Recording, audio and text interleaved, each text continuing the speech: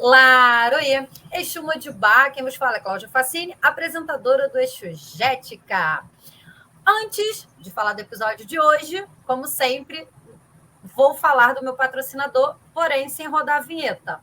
Vou falar da Urban Flowers. Gente, Urban Flowers, como vocês já sabem, é uma fábrica de sapatos e acessórios totalmente vegano.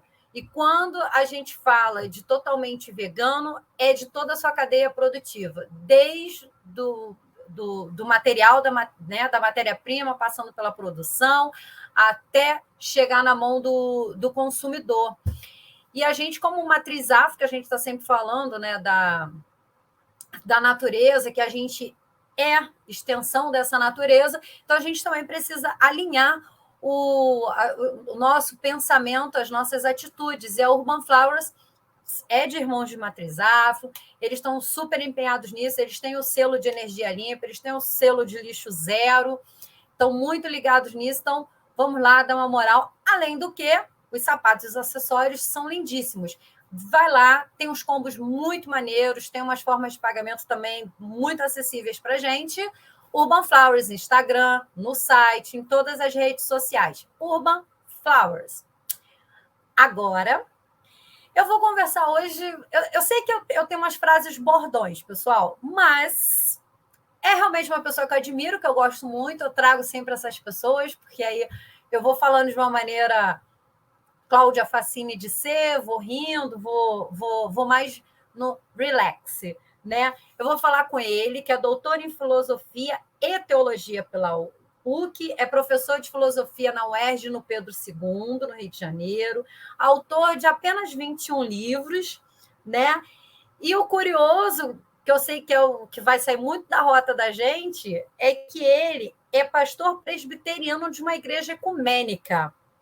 E por que eu estou trazendo ele se eu falo sempre que eu estou sempre pautada nas pessoas de matriz afro? Porque ele fala, ele estuda, ele fala sobre matriz afro, ele reconhece o local dele, de onde sai essa fala dele. E o que ele escreve, o que ele pesquisa, traz muitas reflexões para a gente que está dentro da matriz, está no nosso espaço sagrado, e às vezes a gente não tem essa visão, não tem essa percepção. E para isso eu vou chamar aqui o meu querido, salve, salve, professor Alexandre Cabral. Tudo bem, professor? Cara, Claudinha, puxa, tudo em paz, tudo bem, obrigado pelo convite, amei sua apresentação, sua fala, obrigado, estou muito feliz, e eu sou um grande admirador seu, tá? A recíproca é verdadeira. É recíproco, professor. Então, nós vamos falar das teologias das encruzilhadas, né? Eu escolhi esse tema porque, como o nome do programa é Exugética, na verdade seria apologética afro. E aí, conversando com o Babacid, ele falou, troca o mito, né? Tira o Apolo e põe o Exugética. E aí, professor, quando o senhor fala de teologia encruzilhada, eu entendo muito encruzilhada de uma visão de um local não de paralisação, aquele momento tipo, para onde eu vou, mas de possibilidades. E aí, teologia, né, da gente estudar essas formas do que a gente pensa, o que é Deus, né, que Deus é esse, de que local, e trazer ele para essas possibilidades, trazer ele para essas encruzilhadas. E nesse contexto, claro que a gente cai sempre na dicotomia do profano e do sagrado. E aí hoje eu amanheci pensando numa música do Djavan, eu adoro música, e uma música do Djavan que ele fala, meu bem-querer é segredo, é sagrado, está sacramentado no meu coração. Meu bem-querer tem um quê de pecado acariciado pela emoção. Eu acho essa música belíssima, e eu ouvindo isso, eu lembrei, que a gente estava até comentando ainda há pouco e fomos interrompidos, quando se fala, né, que algum autor que o senhor vai me dizer o nome, que eu estou entre dois para não falar besteira, que ele diz que em algum momento vai acontecer ou existe a profanação do sagrado e a sacralização do profano. Porque quando a gente estuda filosofias africanas, essa dicotomia ela não existe. Tudo é sagrado, tudo se equilibra. E aí o senhor, como um pastor que vai para um outro local, né, para pesquisar sobre isso, como é que o Alexandre se depara e lida com esses choques culturais dentro dessa religião, assim, que eu creio que vai muito de contra o Alexandre protestante, né? O Alexandre que vinha numa visão para uma outra muito radical. O senhor toma isso assim, tipo, faz sentido e tudo se converge ou não se converge, ou potencializa? Qual é a sua emoção perante isso? Claudinha, poxa, são muitas questões numa só. Poxa, Sou eu.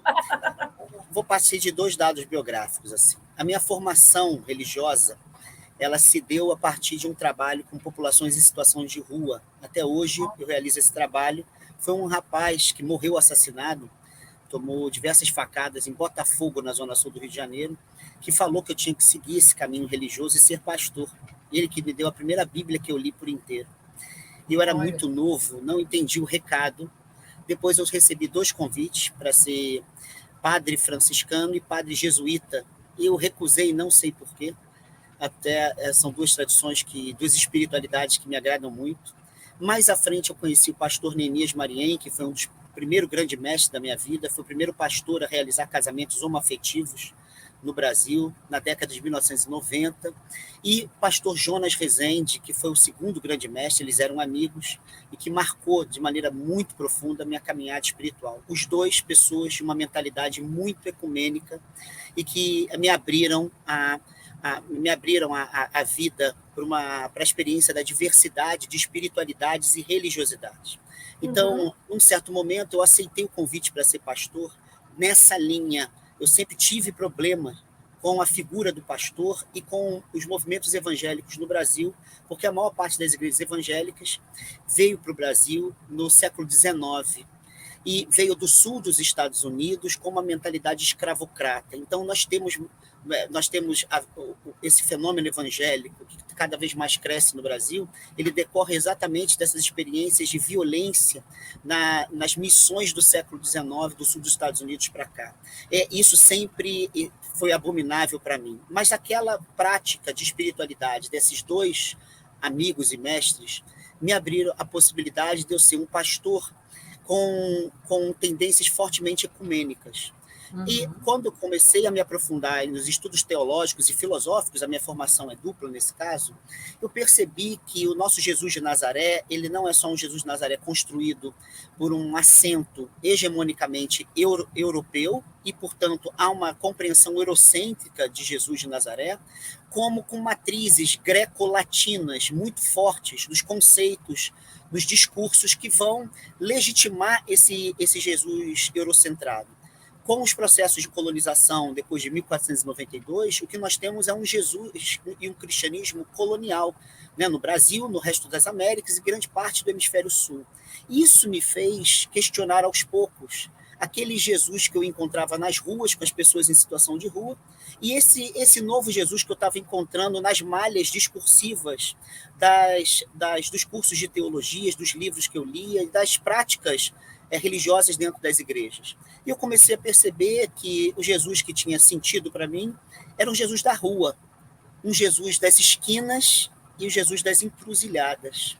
E, nesse sentido, aos poucos eu fui percebendo que a mensagem dos evangelhos que nós temos, são mais de 30 evangelhos, nós temos acesso basicamente a 4, mostrava um Jesus bastante desarticulado com as hegemonias políticas e religiosas do seu tempo, ao ponto da sua grande causa mortis, ela ser, pelo lado do império, uma causa política, pelo lado judaico, ser uma causa eminentemente religiosa. Jesus morreu como herege para a sua religião, né, no seu tempo. E, ao mesmo tempo, esse Jesus, ele só dava voz, ou ele estava em lugares de quem não tinha voz, vez e lugar. Ou seja, era um Jesus que ele não somente foi silenciado e assassinado porque levantou uma voz num lugar de quem não tem voz, como ele deu protagonismo a pessoas que eram radicalmente subalternas no seu tempo. Mulheres, prostitutas, pessoas com fluxo sanguíneo, por exemplo, por causa da menstruação, que era um problema sério, pastores que o visitam no nascimento, que não podiam sequer entrar no templo de Jerusalém, né? O que a gente chama de reis magos, que são sábios do Oriente, que são pagãos, que o reconhecem, né, no nascimento, nessa visão mitológica da Bíblia. Ou seja, é sempre o lugar de quem não tem lugar que fala no lugar de Jesus de Nazaré. Então, ao mesmo tempo, esse mesmo Jesus diz que tive fome e me deste de comer, tive sede e me deste de beber, estive nu e me vestiste, e começa a se identificar exatamente com os párias do seu tempo e com os párias de todos os tempos. Imediatamente, eu fui, por causa desse ímpeto interreligioso e ecumênico, eu fui levado ao candomblé e à umbanda exatamente como o lugar do não lugar, e como o protagonismo dos subalternos e subalternas, como reexistência religiosa, política e espiritual em condições coloniais, como é a condição brasileira. Então, ali eu vi um Jesus que me interessava mais. Ali eu vi o Jesus que eu tenho chamado de Exu de Nazaré. Ali eu vi Maria, Pombagira de Nazaré. Ali eu vi as Madalenas que atravessam todas as pombogiras de Umbanda, que foram um grande foco da minha pesquisa durante os últimos 4 anos, nesse livro que se chama Teologia das Encruzilhadas. Ali eu entendi o sentido de uma encruzilhada, e de uma encruzilhada extremamente criadora, e não somente obstaculizadora. E aí vem a sua primeira questão. Qual o sentido de uma encruzilhada? Porque ela não é um beco sem saída, ela não é o que os gregos chamavam de aporia. Ela é possibilitação de possibilidades criadoras. Ela é interseção de caminhos com vistas novos caminhos possíveis. Ela é a afirmação, né, as encruzilhadas são a afirmação de que o possível é maior do que o real. Ela é a possibilidade de transcendência criadora, não é transcendência de sair da terra e ir para o céu, é transcendência de sair dos limites, das bordas da história e criar novas possibilidades qualitativamente alternativas para a história. E, nesse sentido, as encruzilhadas elas não são quantitativas somente. Não é um novo caminho, 2 novos caminhos, 3 novos caminhos. São caminhos qualitativamente alternativos, porque as encruzilhadas elas se dão nas esquinas e nas margens da lógica colonial, que é eminentemente eurocristã. Então, dentro do cristianismo hegemônico, as encruzilhadas elas aparecem para mostrar possibilidades de vida qualitativamente diferenciadas. E, nesse sentido, eu aprendi um Jesus encruzilhado e eu aprendi que nas encruzilhadas, as personagens com as quais viviam Jesus, elas apareceram para mim num contexto não vou chamar de matriz, no contexto afro-ameríndio brasileiro, eu diria assim. Ali, essas personagens falam. Por isso me interessei pela Umbanda. Eu já tinha muitos amigos na Umbanda. As entidades começaram a conversar comigo e dizer que eu tinha que pesquisar isso, que isso tinha a ver com a minha vida. Primeiro, eu escrevi um livro sobre o malandrinho da estrada, porque ele me pediu. Ele disse, né, o nome do livro é Teologia da Malandragem.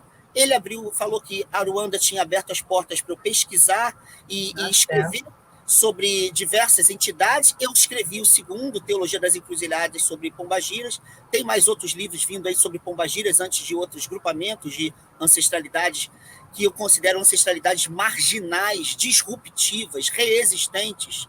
Então, exatamente a figura da encruzilhada me chamou a atenção. E aí vem a sua questão. Qual sagrado se dá ali? Qual profano se dá ali?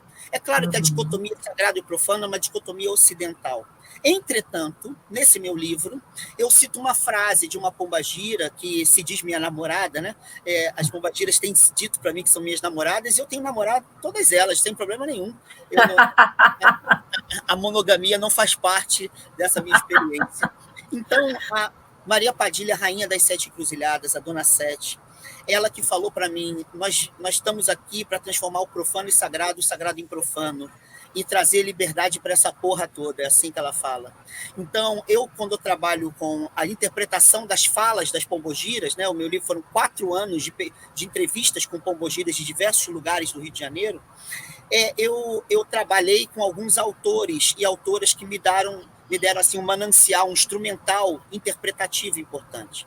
E, nesse caso, eu trabalhei com Agamben, que escreveu um livro chamado Profanações, onde há um capítulo, elogio da profanação, e que ele mostra que profanar é você liberar certas sacralizações para outros usos criativos.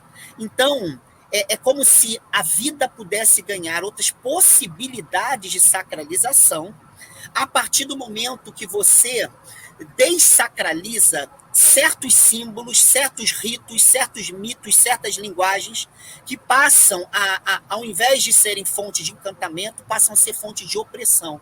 E aí vem um outro autor que a gente estava conversando nos bastidores, que é o Rubem Alves, que ele diz que a experiência do sagrado e, portanto, de uma divindade é uma experiência corporal e que ela é simultaneamente desconstrutiva, porque ela está mexendo com ídolos, com calcificações, com sedimentações que promovem a violência do corpo, a despotencialização do corpo, e ela tem um componente de erotismo e de heresia. Então, existe uma profanação e uma sacralização que nascem exatamente da transgressão, da erótica, da herética, da subversão, que é quando a gente deslegitima certos sagrados que nos oprimem, certos regimes religiosos, discursivos, ritualísticos, mitológicos, que começam a entravar e obstaculizar os nossos corpos, as nossas vidas. E aí, para responder a última questão, o que seria uma teologia das encruzilhadas?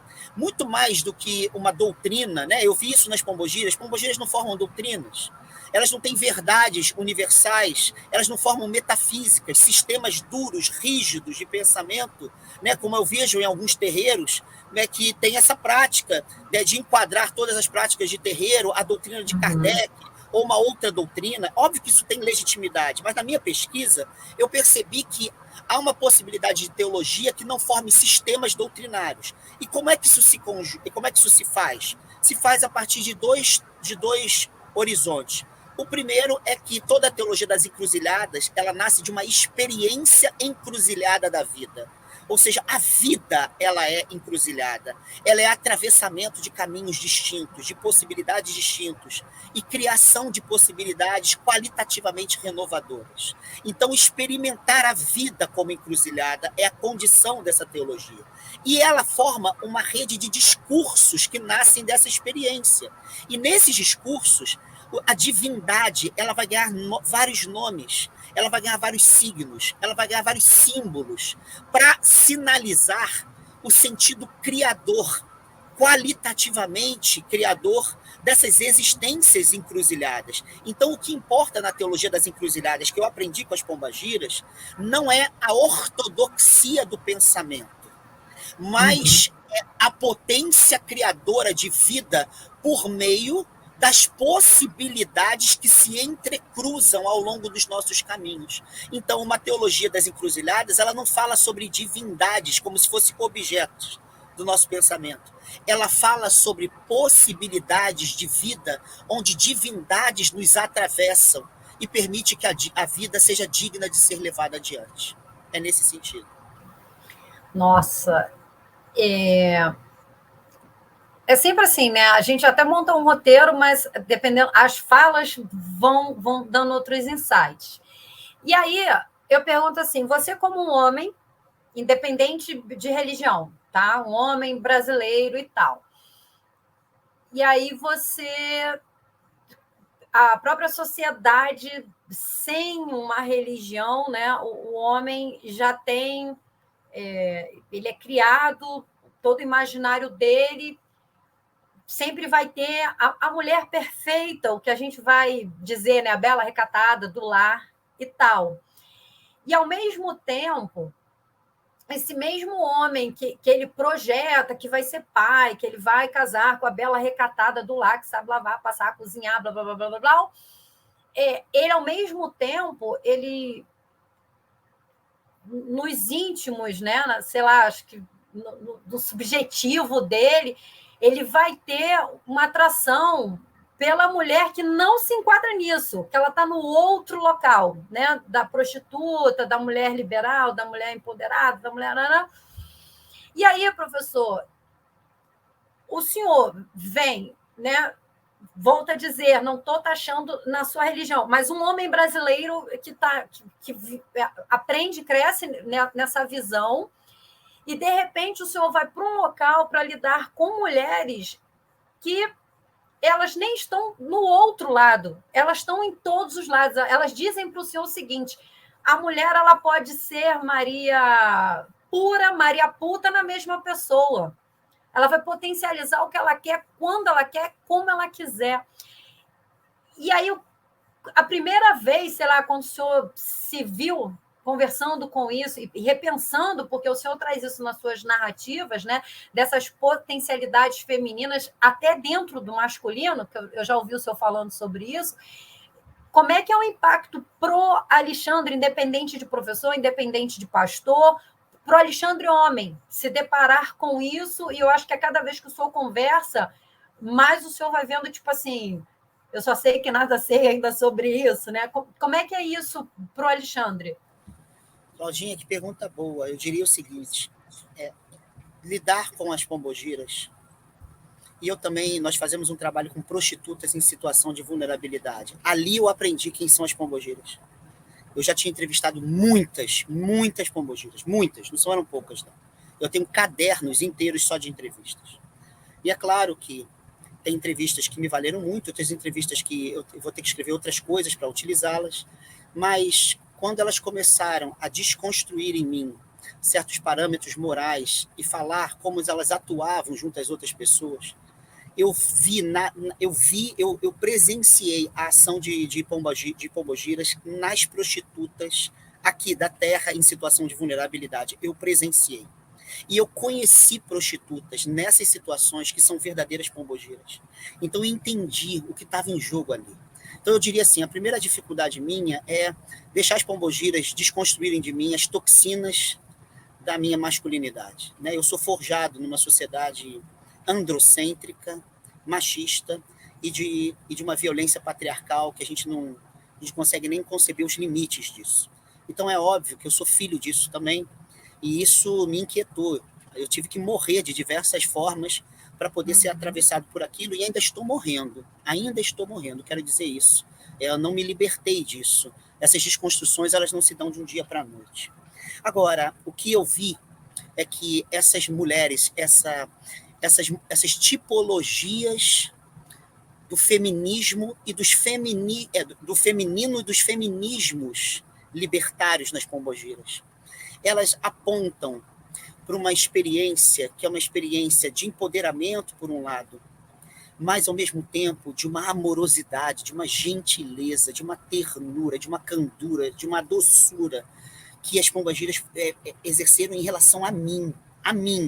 Elas sempre foram muito acolhedoras, elas sempre foram muito fortes, mas, ao mesmo tempo, muito carinhosas comigo. E sempre fizeram questão de mostrar que o empoderamento delas não era meramente recusa de algo, é recusa de muita dor, sobretudo para as mulheres pretas, periféricas, pobres, mulheres trans. Isso era falado nas entrevistas. Mas elas querem trazer uma carga de liberdade, de voo, de asas, de amor, de plenitude, de gozo, de prazer, de orgasmo, sabe, de encantamento. Então, esse jogo de anulação do que nos anula, mas da criação do que fornece liberdade para os nossos passos, isso é muito, muito presente nas todas as entrevistas que eu realizei com elas. E aí, quando eu fui visualizar as prostitutas da terra, não somente eu entrevistei pombagiras de prostitutas, eu quero dizer, deixar isso claro, e que essas pombagiras, elas me transformaram. Uma delas curou meu pé. A Tata Mulambo, de uma prostituta negra, que se prostitui em São Cristóvão, aqui no Rio de Janeiro, na pista, estava comigo na festa de Maria Padilha, que está na capa do meu livro, a Maria Padilha, e ela foi comigo para entregar rosas para Maria Padilha, para agradecê-la. No meio da festa, ela incorpora. Eu tinha rompido o ligamento, porque eu estava na rua, conversando com uma prostituta, 2 caras, quando eu fui lá conversar com ela, 2 caras estavam batendo nela, e eu saí do carro, e para ajudá-la, eu acabei tropeçando e rompi o ligamento do pé. Nesse dia eu estava com uma bota. A prostituta, essa minha amiga, é uma amiga minha que incorporou a Tata Mulambo, perguntou para mim, eu posso curar o seu pé? Eu falei, claro que pode. Ela pediu para eu tirar a bota e ela misturou alguma bebida com com cigarro, com pimenta, outras coisas, ervas, jogou no meu pé, estalou meu pé e curou meu pé. Era uma pombagira de uma prostituta. Então, quando eu via algumas pessoas de terreiro, palestras, falando assim, não, pombagiras, Exus são de luz, não, eles não fazem pacto com trevas, e sempre interpretam prostituição, mulher preta prostituta como lugar de trevas. Eu posso dizer, as pombagiras estavam lá, as pombagiras estão com elas porque der e vier. Claudinha, eu vou te contar uma história que eu conto sempre me emocionando, porque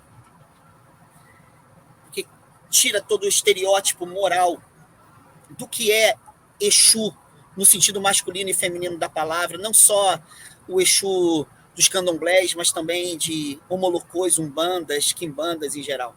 Uhum.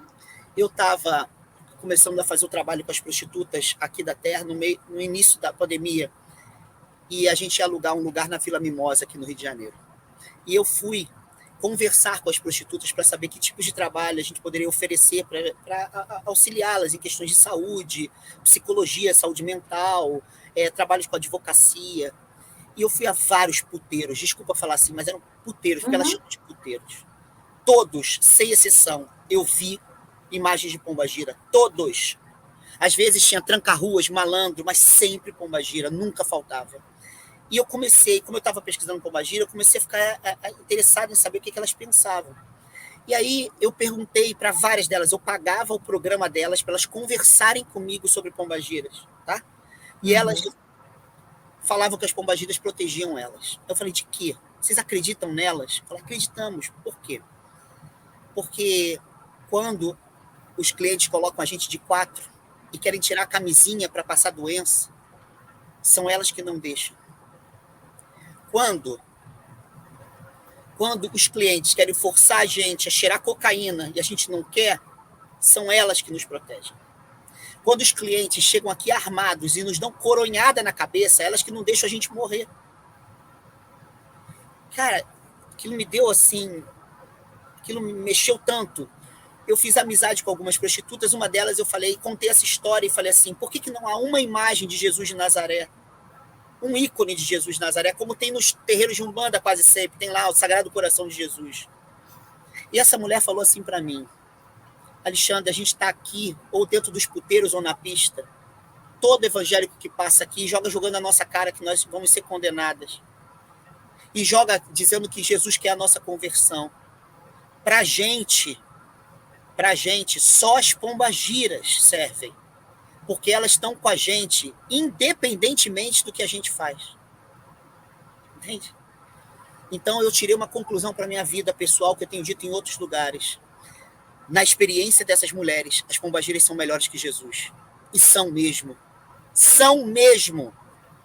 São. Eu fui ao centro da cidade, na Praça da Tiradentes, num puteiro, que é um prédio totalmente destruído, com várias salas, todas destruídas, porque uma delas pediu para eu ir lá onde ela trabalhava, e onde tinha várias imagens de pombagiras. As mulheres cobravam, olha o que eu vou falar, Cláudia, elas cobravam R$ 25 para transar 10 minutos e ganhavam R$12,50 por cada programa. E elas cobravam R$ 30 por 30 minutos e ganhavam R$15 por programa. Eu fiz a mesma pergunta. O que as pombagiras fazem por vocês? E elas responderam, lá do outro lado da cidade, a mesma coisa que as outras meninas responderam.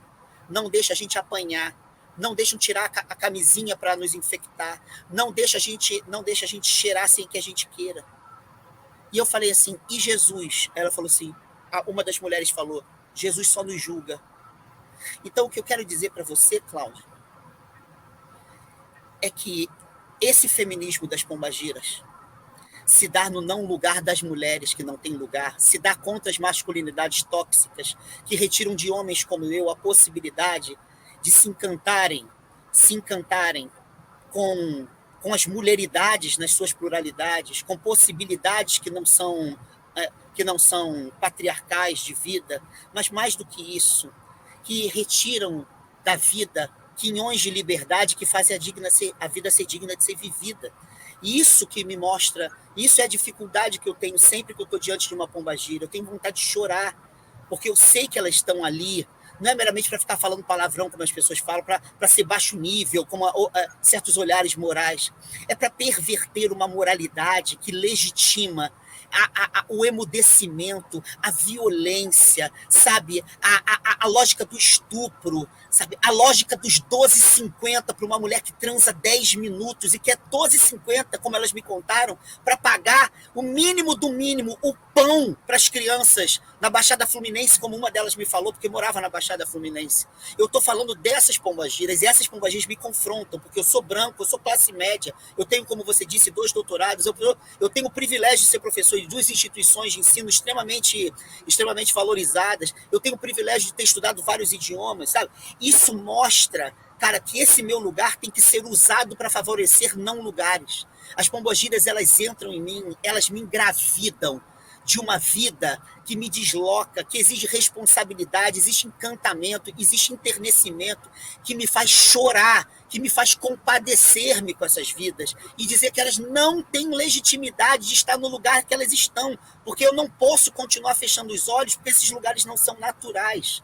Então, essas pombogiras, elas me fazem isso, elas me fazem não dormir direito, porque me fazem pensar, repensar, despensar o meu caminho. Então, a elas toda a minha gratidão por essas mortes que elas produzem em mim e que devem acontecer em mim, para que eu possa falar com grandeza de algo que é maior do que eu, né? O empoderamento que elas produzem e que elas são na vida de tantas pessoas, inclusive na minha.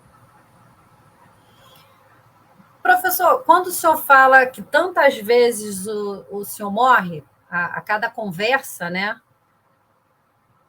O senhor não acha que caberia melhor o senhor dizer quantas vezes o senhor renasce? Porque quando fala que morre, dá muita sensação de que acabou ali, parou ali. E cada vez que o senhor tem um insight, cada vez que o senhor repensa em cima do que está sendo falado, eu acho que o senhor renasce, sabe? Pelo menos é a minha percepção disso. E aí, ok. Aí o senhor me traz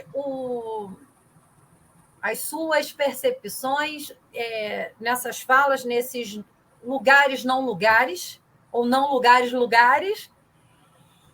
E como que é o olhar do Alexandre quando volta para a mulher que está colocada num outro lugar da pura? Entende onde eu estou querendo chegar? Entendi. Porque o que acontece? A pombagira, se ela está na dor ou ela está na felicidade, né? O momento dela, ela vai falar. Se ela está feliz, se ela tá puta, se ela está com raiva, se ela está com ódio, se ela está no amor, ela vai falar. Ela fala, né? Elas expandem isso e dane-se, não, né? Eu estou falando. Se você quer ouvir uma outra história, elas não estão preocupadas com isso. Mas a mulher que está colocada no outro lugar, né, o lugar que seria o da pureza, né, enfim, da moral, como é que o Alexandre vai olhar para isso? Porque não é possível que tenha o mesmo olhar. Você está certo. Só deve, quando olhar, pensar o porquê que estamos colocando ela neste lugar, o porquê ela se coloca, porque nós, mulheres, também nos colocamos no machismo, né? Na opressão, às vezes, por sem perceber, igual a gente fala, tem gente que às vezes está numa relação tóxica, mas não sabe que está, não tem noção. E aí, como é que o senhor sai do seu lugar, Alexandre, vai estar no lugar delas e vem para um outro lugar, que é o seu lugar da branquitude, das mulheres bem casadas, da família bem estruturada. Como é que é o seu olhar a partir daí? Sua pergunta, Claudia, é muito boa. Eu vou partir de um dado importante nessa questão. Paulo Freire nos mostrou uma das lições mais importantes para pensar o problema da opressão. E, portanto, no nosso caso, da lógica colonial, da colonialidade, como a gente diz de maneira mais técnica, é que a gente acha que existem fronteiras entre o opressor e o oprimido, a opressora, a oprimida, e assim por diante. E, na verdade, nunca existe fronteira, existem limiares. Isso que significa o seguinte: Paulo Freire nos ensinou que se nós matarmos todos os opressores e opressoras, o sistema opressor ele continua atuando a partir do momento que as pessoas oprimidas introjetaram a lógica da opressão e elas replicam entre elas. quando a gente fala assim, a tensão entre casa grande e senzala, a casa grande está, a lógica da casa grande de opressão está dentro da senzala, não está fora. Eu participei de uma banca de uma mãe de santo recente, não vou citar o nome só para não expô-la, e que ela é de tradição homolocô.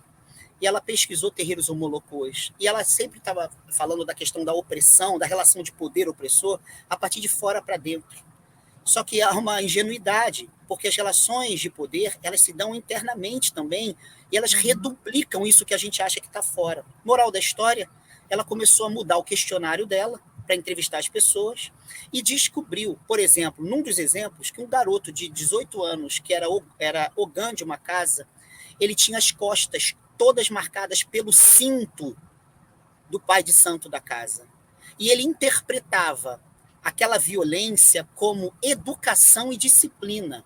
Isso significa que a chibata cortante estava na mão de um pai de santo, entende o que eu estou dizendo? Sim. Então, isso significa que a gente não tem essa ideia do dentro e do fora. O fora está dentro. Ele anima-nos por todos os lados. A mulher, ela é subjetivada por meio do patriarcado. Então, não há a mulher e o espaço, o patriarcado vem de fora, não há isso. Assim como não há o homem, não há a questão, a branquitude, ela não é a cor da nossa pele, ela é um projeto de dominação. E ela atua em pessoas pretas e indígenas também. Então, não é algo externo, a gente está sempre exteriorizando. E a gente está com esse olhar facilitarista. Então, o cara é branco, logo... Não, então a pessoa pode ser indígena logo a pessoa pode ser mulher, logo... Entende? Esse logo, ele não é tão fácil de ser identificado. Então, o que eu quero dizer é que quando eu saio dessa pombagira, cuja liberdade nunca é individualismo, diga-se de passagem, pombagira, uma das pombagiras meninas que eu entrevistei, disse isso, liberdade não é sacanagem e não é individualismo, ela falou isso para mim. Mas uma outra pombagira, Maria Mulambo das Almas, ela me confrontou assim, de uma maneira genial, acho que está no início do meu livro, se eu não me engano, eu cito isso. Ela diz que todo transe é um trânsito, é um entre. É o entre. E que ali na brecha é que fala uma pombogira. Na brecha. E aí ela diz assim: esse mundo de vocês, ela só trabalha com ou. Ou é santa, ou é puta. Ou é mulher, ou é homem. Ou é céu, ou é terra. Ou é Deus, ou é o diabo. Ou seja, ela estava dizendo, vocês trabalham com binarismos. E ela disse assim: nós trabalhamos com com conectivo. Aí ela diz, nós trabalhamos com entre. Isso está no livro. O que ela quis me dizer?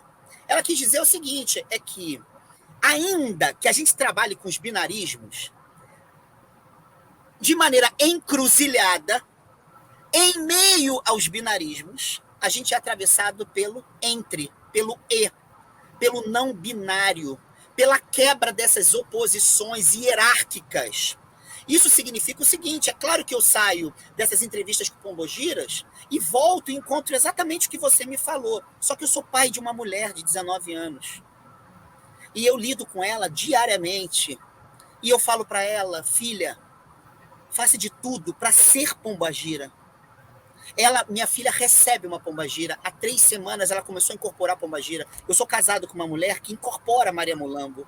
E ela é neta de pastor presbiteriano extremamente moralista.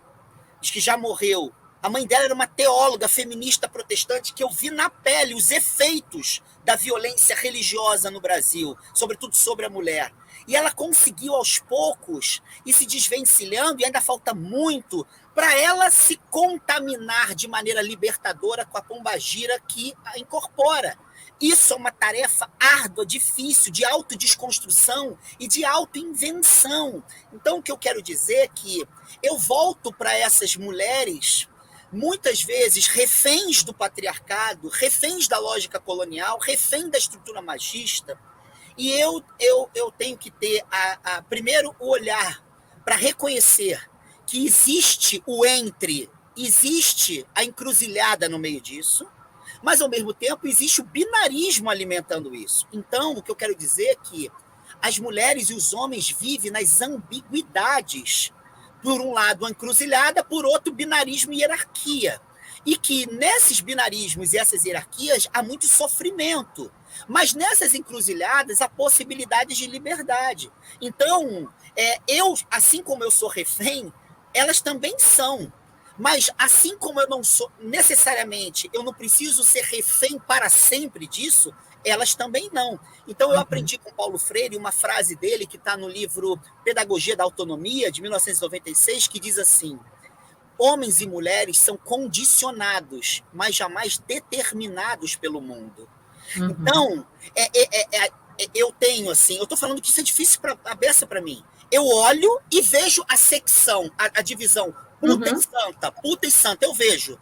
Mas eu também vejo a possibilidade da minha filha ser uma piranha. Eu vou usar essa expressão, porque algumas pombogiras usaram para mim, tá? E algumas prostitutas usam essa expressão para mim, uma piranha.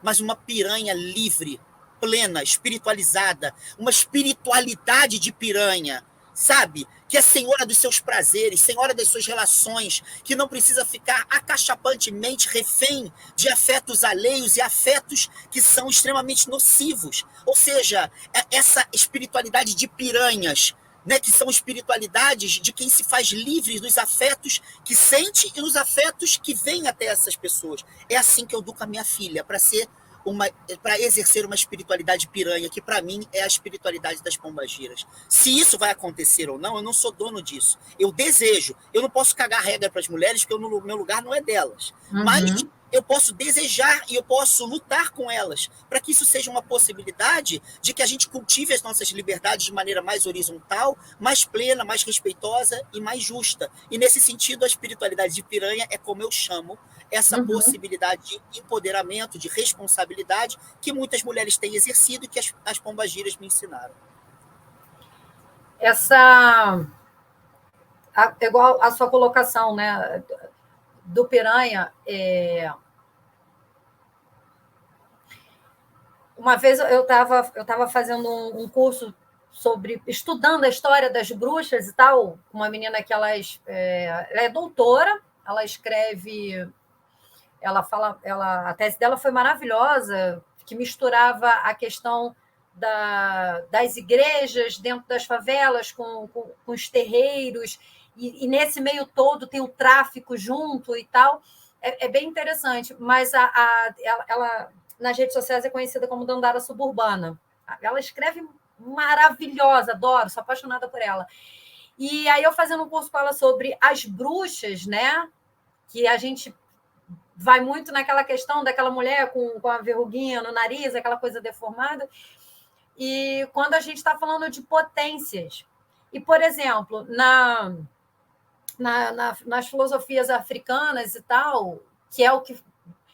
Já que para ser monoteísta parte do princípio que há um criador, por mais que não queiram, o candomblé é uma religião monoteísta, porque a gente teve um criador, né? E os orixás não são deuses, são divindades e tal, mas não é sobre isso. E aí, quando a gente vai lendo os itãs, quando a gente vai vendo as filosofias e até estudando a cosmogonia afro, essa criação ela acontece, vem todo o panteão dos funfuns, como a gente diz, mas vem as iamis, as grandes mães. E é muito louco, porque isso está em todos os itãs, porém, há algumas vertentes e tal que não mexem nisso, não pode, saca? Colocam elas num lugar, e aí vai botar Iemanjá, Inhansã, Oxum, Euá, Obá, num outro lugar. Essas aqui a gente cultua, a gente faz reverências, né? Mas, olha, essas aqui não. E a gente, estudando um pouco mais sobre as iamis, você vê, elas chegam junto com todos os homens, Oxalá, o Batalá, o Olof, o Lodumar, chega junto com eles no nascimento do mundo, né? E são as sábias, são as intocáveis, e elas sempre, até no próprio Criador, sempre tem os itãs de que elas tiveram o momento dela de, opa, aqui não, bonitão.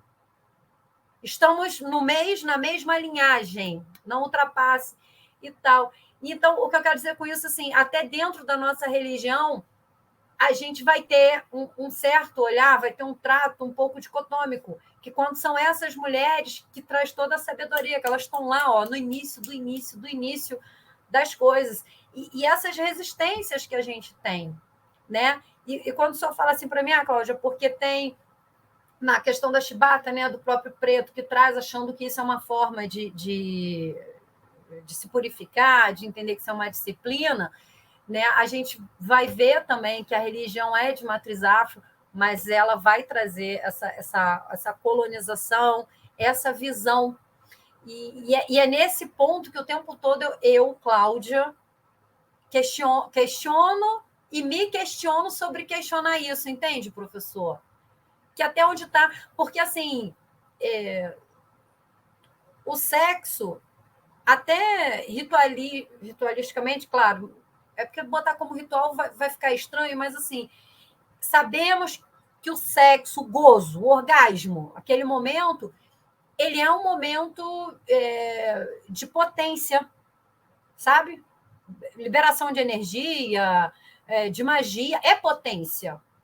E aí, como é que a gente sabe disso, se é potência e tal, mas vira e fala assim, olha, não, isso não pode, isso é imoral, é ilegal. Então, é aí que eu começo a questionar até onde está o discurso, né, da castração disso, de colocar. E aí eu, às vezes, também me questiono sobre nós, mulheres, que julgamos, que pensamos sobre as mulheres que são libertas do seu corpo. Assim, vamos falar de Anitta, né? A Anitta é uma mulher em potencial. Não estou questionando a música, quem gosta, quem não gosta, não é disso, mas ela, tipo, eu sou isso, eu quero fazer isso, eu vou, mas outros já vão levar assim, porque ela faz isso, que ela descobriu que é uma forma de ganhar dinheiro, não importa, mas ela faz o que ela quer e choca outras mulheres. E eu fico assim, até onde? Até onde é o nosso medo também de abrir essa caixa? De se repensar potencialmente dentro disso, até para viver com quem se quer viver. Claro, concordo com você, concordo muito com você, Claudia. Antes de vir aqui, hoje eu tive um encontro com uma grande amiga minha, que é uma psicóloga haitiana, e a gente tem uns encontros para estudos e tal, e a gente estava estudando a relação entre o corpo e o código num certo momento. Uhum. Então, os nossos códigos, eles são códigos normatizadores, sejam religiosos, morais, sejam jurídicos, né? A gente tem são tecnologias de controle. E, nesse sentido, a gente funcionaliza os nossos prazeres, pensamentos, desejos, fazem parte disso, e isso regula a nossa mundanidade, a nossa relação com a história, com a cultura e tal. A gente tem que saber como é que esses códigos, eles são princípios que formam a gente e que deformam a gente. Uhum. E pensar se há possibilidade de encruzilhadas, de possibilidades, de novas possibilidades, nesse reino onde os códigos parecem controlar tudo, todos e todas. E todes, se você quiser. Uhum. Então, você acabou de levantar uma questão importantíssima. Eu vou a terreiros há muitos anos, há cerca de 20 anos eu frequento terreiros, sendo de igreja. Quero deixar isso claro.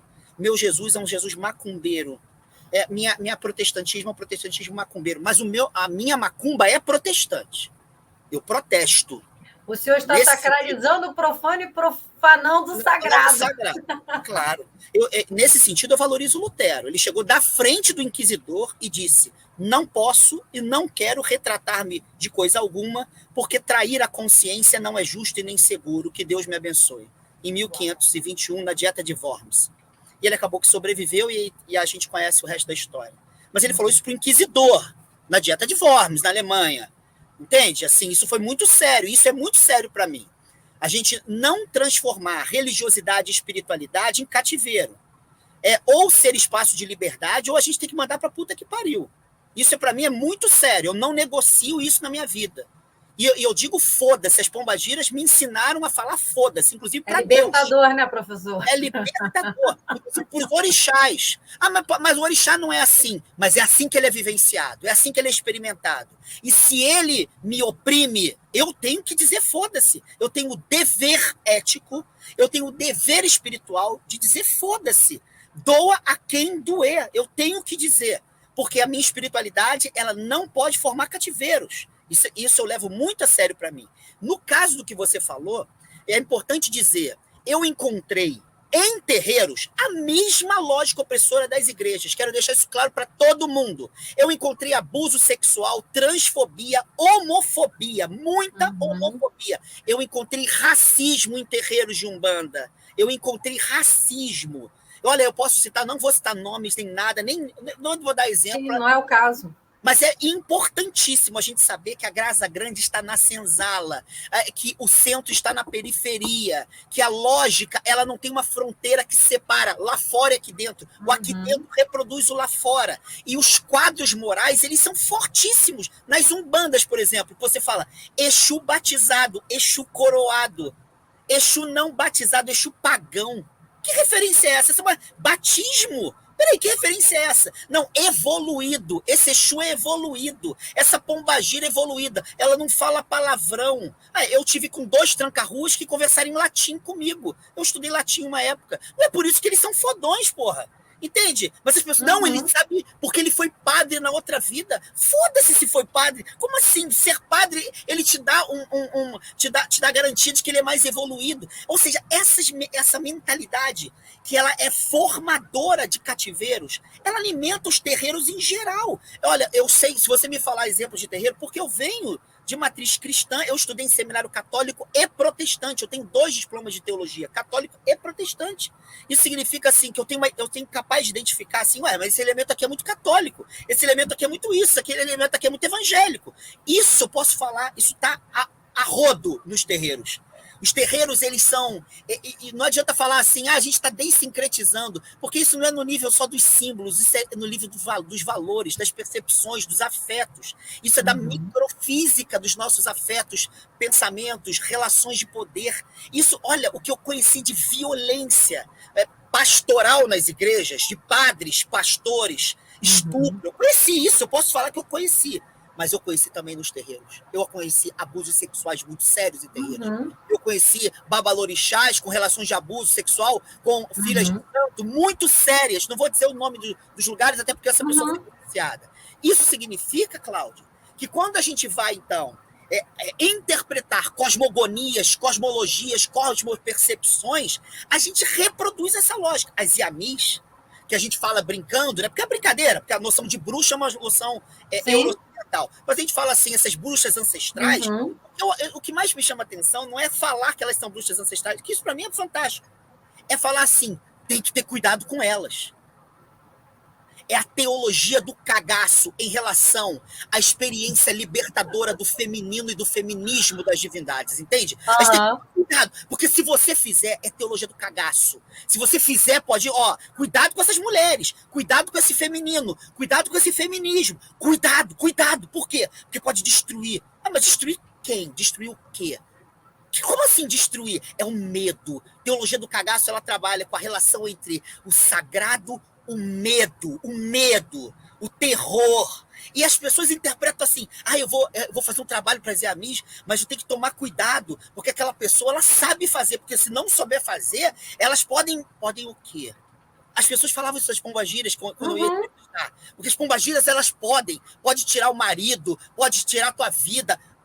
Eu ouvi de uma mãe de santo trans, uma mulher trans, que uma mãe de santo parou a gira porque ela recebeu o Exu masculino dela com as roupas da pombagira dela, que era mulambo. Mandou ele sair e disse assim, minha filha, pelo amor de Deus, pagou uma geral para ela. Nunca mais faça isso, porque eu conheço histórias de pombagira, de Exus que assumiram o médium com a roupa de pombagira, arrastaram a orelha no chão para arrancar os brincos e tirar o batom com a boca no chão. Eu ouvi isso de uma mãe de santo trans. Peraí, isso é teologia do cagaço. Tá no meu livro essa história, eu não conto o nome. Isso é teologia do cagaço. Teologia do cagaço é uma artimanha colonial. Está baseada exatamente no medo do inferno, na culpabilização, no impedimento dos corpos serem livres. E aí você falou tudo, Cláudia. São os corpos livres que são objetos dos nossos medos, sabe? É uma Anitta, e eu estou falando do imaginário da Anitta, eu não conheço a Anitta, mas o fato dela aparecer com a bunda de fora e cantar o prazer, como é que isso nos incomoda? E como ela é filha de santo de candomblé, mas como isso faz mal às pessoas? Ah, porque tem que ter o quê? O que isso está prejudicando a você? O que isso está prejudicando ao nosso mundo? Claro que está prejudicando. Prejudicando sistemas de controle dos corpos. Isso está prejudicando. Então, quando eu me fiz amigo de várias prostitutas, quando eu vejo elas falando dos corpos, dos prazeres, a maior parte delas não tem orgasmo nas relações sexuais, que são relações comerciais. Mas quando elas falam o que elas fazem com os homens, inclusive com mulheres, como elas ajudam mulheres a ter orgasmos, no caso de relações lésbicas que são pagas às vezes a elas, ou homens terem prazeres anais com elas, porque só tem coragem de ter prazer anal com elas. Cara, elas são pombagiras, elas são libertadoras, elas são potencializadoras. E é engraçado como as nossas deidades, divindades, nossos símbolos religiosos se tornam reféns das nossas opressões corporais. Então, o que eu digo para você, Claudinha, é que a gente tem que ter coragem de mandar isso se fuder. Entende? Eu venho de uma tradição religiosa que usou Maria de Nazaré para oprimir mulheres e até hoje utiliza. E nunca leu com seriedade o famoso Magnificat de Maria, quando ela vai ficar grávida e diz assim que o Senhor olhou para a humildade da serva, que é ela, tirou do trono os poderosos e exaltou os humildes. Deixou de mão vazias os saciados e encheu os famintos. Cara, é subversão política, Maria de Nazaré, é pombogira de Nazaré, é subversão corporal que as pombagiras, que as iamis fazem, entende? E não são as iabás, porque as iabás a gente moralizou. Ah, não, elas são legais, elas são bonitinhas, elas são controláveis, mas as incontroláveis são perigosas, são as bruxas, cuidado! Pô, na Idade Média que você falava essa palhaçada, isso é ridículo, isso não serve pra porra nenhuma. Não é cuidado. Sejamos livres com as bruxas, porra. Vamos aprender com essa potência que não se subjuga as divindades masculinas, que às vezes são machistas nos terreiros. Porque a gente transforma as divindades masculinas em divindades machistas por causa das nossas práticas. Aí vem as iamis e dizem, foda-se, vocês não vão passar dessa fronteira que a gente produziu, porque a gente está no mesmo lugar de vocês, não tem hierarquia entre nós. A gente deveria aprender com isso, cara. A gente deveria aprender. Mas a gente não aprende. A gente reproduz a teologia do cagaço, o medo dos corpos, o medo do gozo, dos orgasmos, dos beijos, do sexo, sabe? Da alegria, da felicidade. Caralho, mas não existe culpa no candomblé, na Umbanda. Não existe o caralho. Eu só conheço pessoas culpadas, cara. A maior parte tem medo para todos os lados. Não deveria ter culpa. Deveria ter excesso, deveria ter júbilo, mas não tem. Então, o que você está falando é muito importante. Está na hora da gente aprender a dizer foda-se e não ter medo, como você, de questionar. Questionar. E por isso eu sou protestante. Digo, eu sou protestante. Eu não digo que eu sou evangélico. Evangélico é um adjetivo de Lutero, que na época de Lutero significa liberdade. No Brasil não significa. No Brasil é opressão. Eu me chamo de protestante porque uma fé sem protesto, uma espiritualidade sem ser capaz de discernir, de dizer não, de não aceitar. Ah, mas a gente fala assim, vou terminar, a gente está num encontro sobre exegética, não é isso? É o nome do podcast. Sim. Pô, a gente fala laroie, foi assim que você começou. Sim. Salve a controvérsia, salve a controvérsia. Ou ele é a controvérsia, ela é a controvérsia, que é Exu. Controvérsia é a arte de dizer não. Exu não lida bem com Exu quem só diz sim. Controvérsia, debate, conflito, não aceitação. Isso significa que para a gente fazer uma exegética, a gente tem que despertar a potência protestante do nosso ser. E as iamis, as pombogiras, elas são potências de protesto, de recusa, de transgressão a muitas violências que os nossos corpos sofrem, inclusive dentro dos nossos terreiros. Professor, é porque o nosso tempo está estourando, mas eu ainda vou lhe aguçar com uma outra coisa. que a gente está falando, né, que foi colocada as Yamias nesse lugar de bruxa, que é muito válido a gente lembrar que as bruxas elas foram caçadas e tal, porque a agricultura, diferente de que muita coisa vai ser dita que é do homem, a agricultura, a história mostra que acontece pelas mãos das mulheres, né? O processo de cura vem pela mão das mulheres, que uma vez que elas também plantavam, elas sabiam o que usar, onde usar, como usar, quando usar. E os primeiros, se pensando também nas parteiras e tal, então elas também já tinham esse domínio da medicina, isso tudo da mulher. E as mulheres foram caçadas muito mais por terem esse poder, né, terem todas essas ciências, do que necessariamente, minha câmera travou, não sei porquê, mas enfim, do que isso. E aí é muito louco que a gente tem isso, vai colocar as Yamis no lugar de bruxa, mas essa bruxa caçada, né, do mal, ao mesmo tempo que os barracões se enchem nas festas de Exu, no qual todo mundo canta, vibra em cima de canções que são afrontosas, né? Igual quando a Cabaré diz, moço, vai lá e diga que Cabaré está aqui, o Cabaré vai abrir, porque eu estou mandando, eu já estou aqui. Quando a outra fala que juraram de me matar na porta do Cabaré, não mata quem não quer. Quando a outra, né, diz que está descendo a ladeira, né, e que vem instalando os ossos, né? Ou seja, eu enfrento a morte, eu vou. Então, a gente canta isso, porque são afrontas, e afrontas eu vejo até numa coisa assim positiva. Olha, já que você está nos colocando nessa posição do marginal, né? Então eu vou falar com você em cima do que você está me taxando. E a gente canta, vibra nisso, e ao mesmo tempo a gente vai tentar, não consegue não fugir do julgamento de colocar, que eu ainda penso muito sobre essa questão, né, do outro, né? O professor Faustino fala muito sobre isso, né? E aí, quem é o outro? Porque se eu te coloco no outro lado, eu estou me colocando do outro lado, apesar de eu não estar me vendo, né? E a Marilena Chauí, ela tem uma frase que eu acho maravilhosa, que ela fala que, né, até quando a gente pergunta, e vou levar isso para o âmbito do julgamento, nesse julgamento e nessas perguntas tem algo silenciado que não é questionado por nós, né, professor? E como é que o senhor, que frequenta um barracão, que o senhor vai em festa de Exu, que o senhor vê esses cânticos que afrontam, né? Tipo assim, olha, eu estou aqui, é isso. Como é que você vai repensando cada vez que você escuta esses enfrentamentos colocados de formas afrontosas? Claudinha, que pergunta, cara, que coisa boa. Olha, eu diria para você o seguinte: eu chego lá no terreiro, aí canta lá, né? Arreda homem que aí vem mulher, não é isso?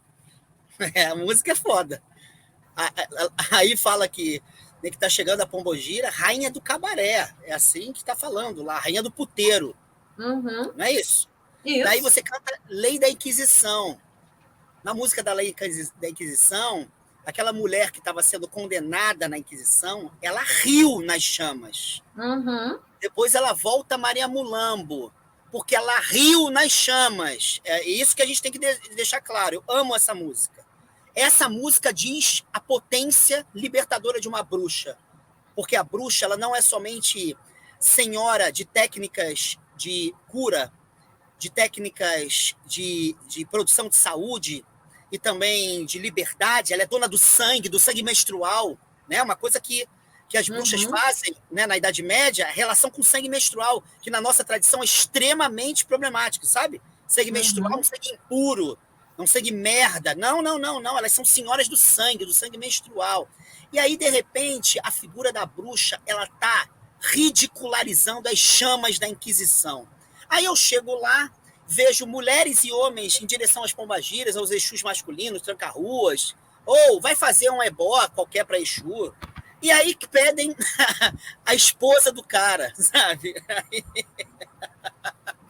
Aí elas chegam lá, ou eles chegam lá, com a cabeça baixa, sabe, pedindo perdão, sabe, com medo da porra, né? E aí você fala, caramba, peraí, cara, a gente está cantando isso, a gente está cantando confronto para a liberdade, em direção à liberdade. E as pessoas estão indo pedir a dominação do outro. Eu quero o marido da fulana. Uma vez eu estava fazendo uma entrevista com Maria Farrapos e vi uma mulher pedindo para a dona Sete o marido de uma colega de trabalho. E aí a Maria Padilha, de maneira genial, eu parei a entrevista. Ela disse assim, eu não vou te dar marido nenhum, não. Eu vou tirar esse homem da tua vida. Porque eu não vou te dar alguém que não te quer. Porque senão ele vai ser seu escravo e você vai ser escrava dele. Aí disse assim, cuidado, moça, com o que pede para uma pombogira. Pombagira não respeita escravidão. Isso está no meu livro. Não respeita escravidão. Então, as pessoas chegam lá, como assim? Elas sabem realmente o que está em jogo naquela potência de subversão, liberdade, transgressão criadora? Elas sabem? Ou elas estão ali para agenciar os velhos afetos, os velhos medos, os velhos códigos, sabe? Então, me parece que falta uma educação pombogírica, exúdica, para a gente lidar com essas festas e celebrações, não para ratificar os velhos códigos, mas para a gente estar ali em prol da possibilidade de se reinventar, de se libertar. Se os candomblés em geral, vou usar a linguagem iorubá, né, estão interessados no nosso Odu e na nossa cabeça, no nosso Ori, esse é o centro, me parece, a minha leitura é essa. O centro do candomblé não é o orixá A, B, C, D, o trabalho e tal, não, é o caminho. É a cabeça que faz um caminho em liberdade. É o caminho, é a caminhada. Não é o código, não é a cagação de regra, é a qualidade do caminho. E se fazemos um caminho que é nosso, e se a nossa cabeça responde plenamente pelo caminho que é o seu. É isso que está em jogo. Sabe, quando eu vou para uma pombogira, quando eu vou para um terreiro, eu sigo um camarada, também sigo, porque eu também sigo outras espiritualidades, mas um camarada que disse, eu sou o caminho. Então é o caminho que me interessa. Será que quando eu vou para uma festa de uma gira de Exu, por exemplo, eu vou preocupado em fazer um caminho grandioso, belo, sabe, pleno, feliz, livre? Ou se eu estou ali, sabe, para encher o meu caminho de merda, sabe, oprimir pessoas e me oprimir nessas relações tóxicas e pedir o aval de uma entidade, uma ancestralidade que está ali para promover liberdade, sabe? O que está em jogo ali com a gente? Então, me parece, Claudinha, já terminando, é um comentário a sua fala, não é nenhuma resposta, é que falta para a gente maturidade. A espiritualidade requer maturidade. E essa nossa maturidade não é achar que a pombagira, o Exu, quem quer que seja o orixá vai fazer tudo em nosso lugar. Não vai fazer porra nenhuma. Não vai fazer porra nenhuma. Nenhuma. No nosso lugar, não. Vai potencializar os nossos fazeres. Isso é outra coisa. Vai viabilizar possibilidades. Isso é outra coisa. Mas ele não vai ao Banco Itaú pagar minha conta. Não vai. Com certeza. Mas vai fortalecer minha capacidade de trabalho e possibilidades que eu tenho de exercer de maneira mais plena o meu caminho. Eu sempre guardo uma frase atribuída a Santo Agostinho, mas na verdade não é dele, é da tradição dele, que diz assim, age como se tudo dependesse de ti, sabendo que Deus age de acordo com aquilo que dele compete. Age, Claudinha, como se tudo dependesse de ti, sabendo que Maria Mulambo, Maria Farrapo, que a Tata Mulambo, que, sabe, que Maria Quitéria, elas vão atuar possibilitando que você haja plenamente por si. Então é a autonomia que está em jogo na nossa espiritualidade, e não subserviência. E a gente tem que ser educado para a autonomia espiritual, para não fazer dos ritos bengalas, não fazer da ancestralidade bengalas. 99,9% das pessoas que eu conheço, inclusive meu, estou falando de mim, quando a gente vai a uma celebração, a gente quer bengala, a gente quer que alguém nos apoie e que alguém faça, e não vai fazer. E o que é bonito na história é que vai estar conosco, mas não fazer no nosso lugar. É companhia, mas não ditadura.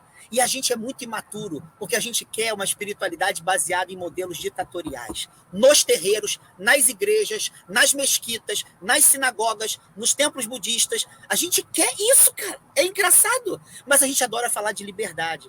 Então tá na hora dos Exus e Pombagiras nos ajudarem a mandar a gente tomar no cu, né? Maria Padilha, Exato. Maria Padilha, rainha das 7 cruzilhadas, sempre falava comigo, falava assim, porque vai tomar no cu da bunda, né? Aí eu falava assim, porra. Aí um dia eu perguntei para ela, mas por que essa porra de cu na bunda? E ela falou assim, porque existe o cu da boca. As merdas que vocês falam. E eu tenho que mandar tomar no cu da bunda para vocês saberem que existem outros cus.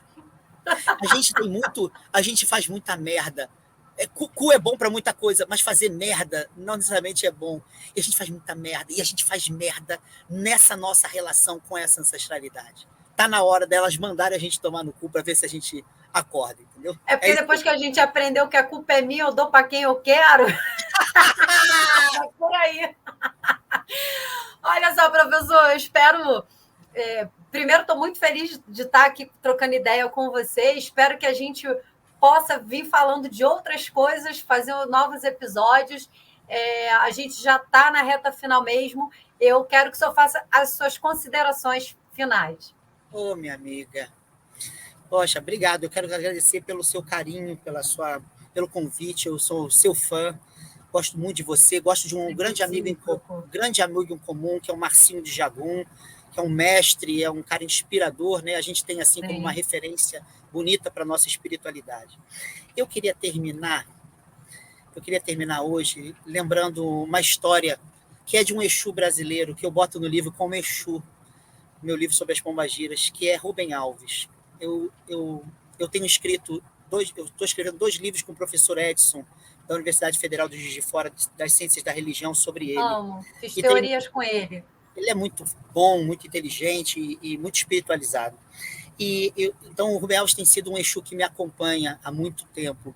E o Rubem Alves conta uma história assim que é fabulosa para pensar o que está em jogo com a nossa liberdade, porque me parece que é isso que interessa na exugética, a qualidade da liberdade exercida ao longo do nosso caminho, né, na vida.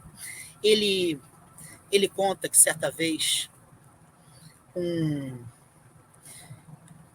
pai tinha uma empresa.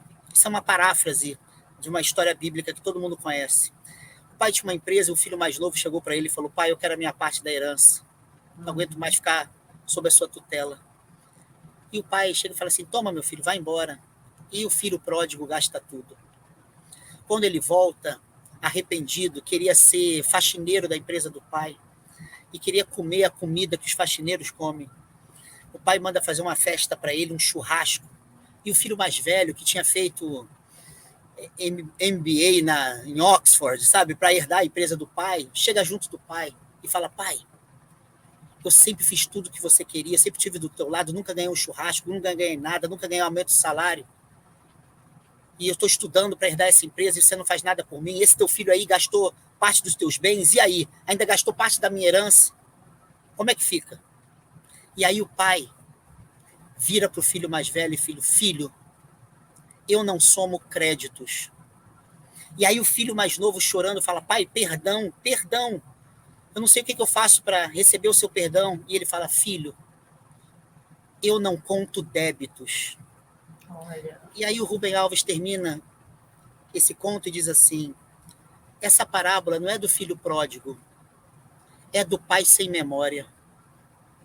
Uma divindade, diz ele no final, só é divina quando ela não conta créditos e não conta débitos, porque é aí que nascem as meritocracias e as culpas humanas.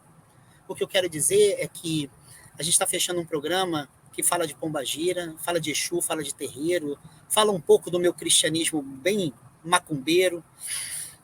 E o que eu queria pensar com todo mundo aqui presente nesse nosso programa é que talvez esteja na hora da gente aprender que espiritualidade tem a ver com gratuidade. Não créditos, não débitos, não medos, não culpas, não méritos. Nada disso. A gente está aqui para fazer gratuitamente um caminho que faça a vida ter mais sentido, ser mais leve, mais bela e mais livre.